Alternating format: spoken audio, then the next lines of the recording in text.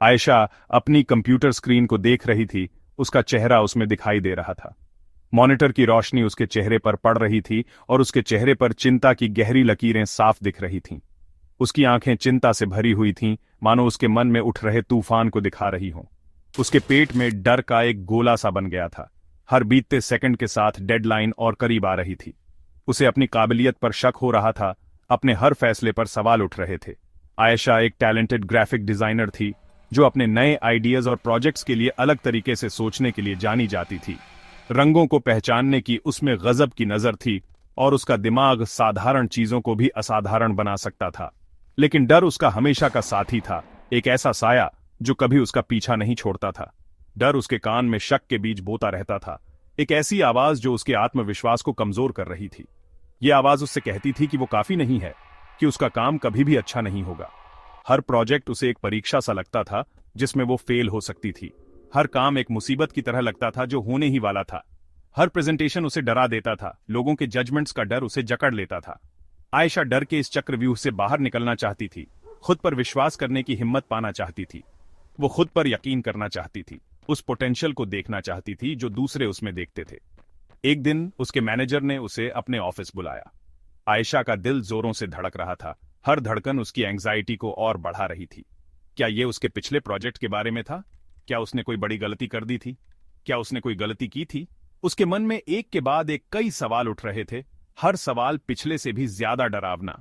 उसका दिमाग बेचैन कर देने वाले विचारों से भर गया था, डर और सेल्फ डाउट का एक ऐसा तूफान जिससे वो बच नहीं सकती थी। आयशा, उसके मैनेजर ने प्यार से मुस्कुराते हुए कहा। वो हमेशा से उसके पोटेंशियल में यकीन रखता था, तब भी जब वो खुद पर शक करती थी। हमारे पास एक बहुत ही अच्छा नया प्रोजेक्ट है जो तुम्हारे स्किल्स को सही मायने में दिखा सकता है, और हम चाहते हैं कि तुम इसकी लीड करो। ये तुम्हारे लिए बहुत बड़ा मौका है। आयशा का मुंह खुला का खुला रह गया। एक प्रोजेक्ट लीड करना? वो उसने कभी सोचा भी नहीं था कि उसे इतनी बड़ी जिम्मेदारी दी जाएगी। उसके अंदर एक चिंगारी सी भड़की, लेकिन डर ने उसे जल्दी ही बुझा दिया। उसके मन में शंका के बादल छा गए। क्या वो सच में ये कर सकती थी? उसे यकीन नहीं था कि वो एक टीम को लीड कर पाएगी। जिम्मेदारी का बोझ उसे बहुत भारी लग रहा था। मुझे नहीं पता, वो हकलाते हुए बोली। उसकी आवाज धीमी थी। उसका मन सेल्फ डाउट से भर गया था। उसका मैनेजर आगे झुका, उसके चेहरे पर दया और समझ थी। आयशा, मुझे पता है कि तुम में टैलेंट है। मैंने तुम्हारी मेहनत और लगन देखी है। तुम्हें बस खुद पर विश्वास करने की जरूरत है। अपनी काबिलियत पर भरोसा रखो। उसकी बातें आयशा के दिल को छू गईं। उसे एहसास हुआ कि वो सही कह रहा था। डर उसे पीछे खींच रहा था। वो बहुत समय से अपने फैसलों को डर से कंट्रोल करवा रही थी। उसे फैसला लेना था। क्या वो अपने कामों को डर से कंट्रोल करवाती रहेगी? क्या वो अपनी जिंदगी को डर से जिएगी और इस सुनहरे मौके को हाथ से जाने देगी? या फिर वो डटकर उसका सामना करेगी, आगे बढ़ेगी और इस चुनौती को स्वीकार करेगी? उस रात आयशा बिस्तर पर करवटें बदलती रहीं। उसके मैनेजर के शब्द उसे सोचने पर मजबूर कर रहे थे। वो जानती थी कि उसे बदलना होगा। डर एक जेल की तरह था और उसके पास उसकी चाबी थी। वो बिस्तर पर उठी और एक गहरी सांस ली। उसके अंदर एक नया हौसला जागा। वो डर को जीतने नहीं देगी। ये उसके लिए खुद को साबित करने का मौका था कि वो ये कर सकती है। आयशा ने सबसे पहले अपने डर को स्वीकार किया। उसने अपनी सारी चिंताओं और कमजोरियों को लिख डाला। उन्हें कागज पर देखकर वो इतनी भयावह नहीं लग रही थीं। उसने महसूस किया कि डर अंधेरे में पनपता है। उसे उजाले में लाकर वो उसे खत्म करना शुरू कर सकती थी। भाग 4। छोटे कदम, बड़ी छलांग। आयशा जानती थी कि वो अपने डर को रातों रात खत्म नहीं कर सकती। इसलिए उसने प्रोजेक्ट को छोटे छोटे मैनेजेबल गोल्स में बांट लिया। हर छोटी जीत आत्मविश्वास बढ़ाने की दिशा में एक सीढ़ी होगी। उसने रिसर्च और ब्रेनस्टॉर्मिंग से शुरुआत की। उसने अपने कॉलीग्स से फीडबैक लिया, जजमेंट्स के डर से बाहर निकलकर। उनके पॉजिटिव रिस्पॉन्सेज ने उसके हौसले को और बढ़ाया। अपने प्रेजेंटेशन एंग्जाइटी से निपटने के लिए आयशा ने शीशे के सामने प्रैक्टिस करना शुरू कर दिया। उसने खुद को साफ और आत्मविश्वास से बोलते हुए इमेजिन किया। उसकी आवाज मजबूत और स्थिर।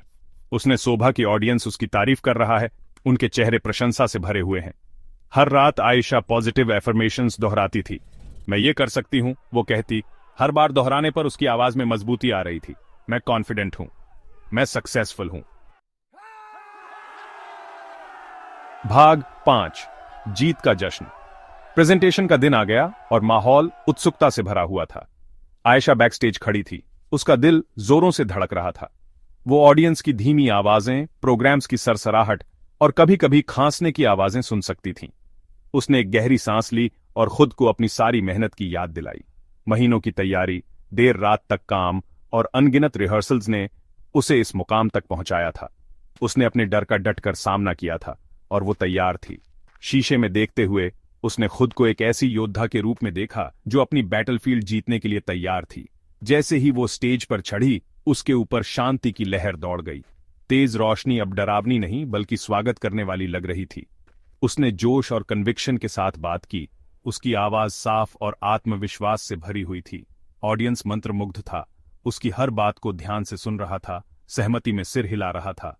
जब उसने अपनी बात खत्म की तो तालियों की गड़गड़ाहट से पूरा कमरा गूंज उठा। ये स्टैंडिंग ओवेशन थी, उसकी मेहनत और लगन का सबूत। आयशा मुस्कुराई, उसका दिल गर्व से फूल उठा। उसने कर दिखाया था। उसने न सिर्फ अपना प्रेजेंटेशन दिया था बल्कि कई लोगों के दिलों को भी छू लिया था। उसने अपने डर को हराया था और अपने लक्ष्य को पा लिया था। ये उपलब्धि का एहसास बहुत खूबसूरत था, एक ऐसा एहसास जिसे वो हमेशा संजो कर रखेगी। ये अनुभव आयशा के लिए जिंदगी बदल देने वाला था। ये सिर्फ एक प्रेजेंटेशन से कहीं बढ़कर था। ये एक निजी जीत थी, उसकी अदम्य भावना का प्रमाण। इसने उसे सिखाया कि डर कोई ऐसी बाधा नहीं है जिसे पार न किया जा सके, बल्कि ये एक ऐसी बाधा है जिसे साहस और दृढ़ संकल्प से पार किया जा सकता है। उसे एहसास हुआ कि हर चुनौती एक डिस्गाइज्ड अपॉर्चुनिटी होती है। उसने महसूस किया कि असली कामयाबी डर की गैर मौजूदगी में नहीं बल्कि उस पर जीत हासिल करने में है। इस नए आत्मविश्वास के साथ आयशा जानती थी कि वो अपने रास्ते में आने वाली किसी भी चुनौती का सामना कर सकती है।